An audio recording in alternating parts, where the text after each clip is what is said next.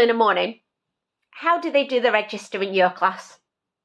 Do they do it on the computer and tick off everybody once they've arrived safely at school? Or is it in a book with a plastic folder that somebody has to take to the office? Because the register's there to make sure everybody's got there safely, isn't it? But it was always an honour to be able to carry the register from your class, and you would pick a partner to go with you to walk the register to the office. But back in Mary and Joseph's time, the register was from the Romans, who had taken over their country. And it wasn't to make sure that everyone got there safely. It was to make sure that everyone was paying their taxes. So that wasn't much of an honour, was it? As you listen, think about how Joseph must have felt going on that journey to Bethlehem. You know that every day in school the register is ticked.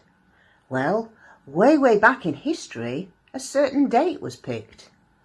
And all the people who were living under Roman rule were told to go and register, a bit like being in school. Except they had to travel and get back to the place where their family had started.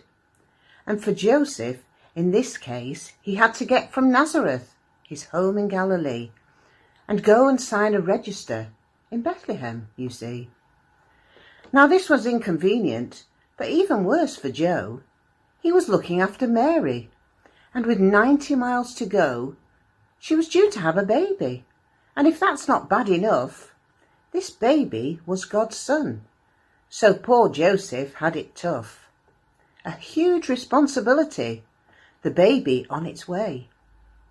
The Romans only wanted to have names to make folks pay.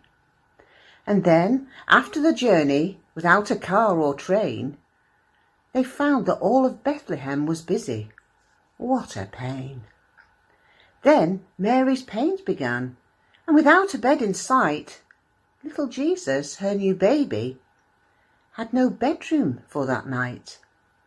The only place for Jesus, Son of God, the promised one, was a box where all the animals had done their eating from. When was this date to register? Well, now the calendars say it's the year that we call 0. A new life began that day. This year is the year 2021, isn't it? That's a whole 2021 years since Jesus was born. To be honest, the date might be out by a couple of years, but it's fairly close from how they've worked it out. And there's lots of history books about Jesus too, not just in the Bible.